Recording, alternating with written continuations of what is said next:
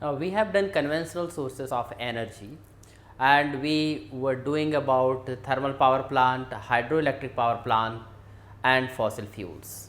Now, we have to see improvements in the technology using conventional sources of energy. First one is here biomass.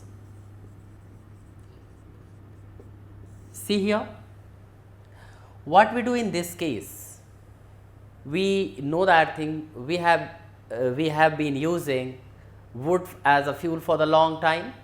Even these days in villages wood is used as a fuel and that is main fuel for cooking food and all these things.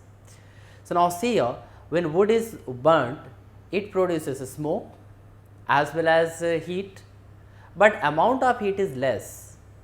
So, this is very conventional way to use wood, but now if the wood is heated first in the absence of oxygen, then water and volatile materials of wood comes out and whatever thing is left behind, that is known as charcoal, and we can use charcoal as a fuel which is which gives more energy on burning and it is also does not produce smoke. So, this is clean fuel as compared to wood.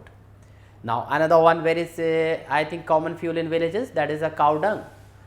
Cow dung is directly used, it means that is directly burnt to produce heat, but also it produces a lot of smoke and ash, and this one using cow dung directly it is not efficient one.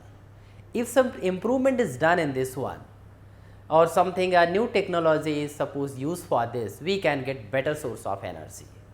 So, what is done here, whatever the energy is obtained, you can say the plants and animals are the sources of energy and these sources are said to be biomass. So, now first we will discuss about this biomass. In this case we can take cow dung.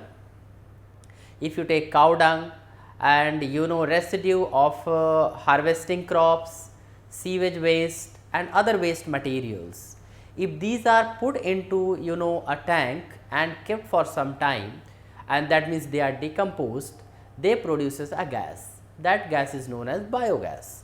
Biogas is a very clean fuel, and because the production of the biogas is done mainly by cow dung, so this is also known as gobar gas. So, now we will see how do we produce biogas. So, let us see its working and its diagram, how does it work and how do we get biogas from the biogas plant.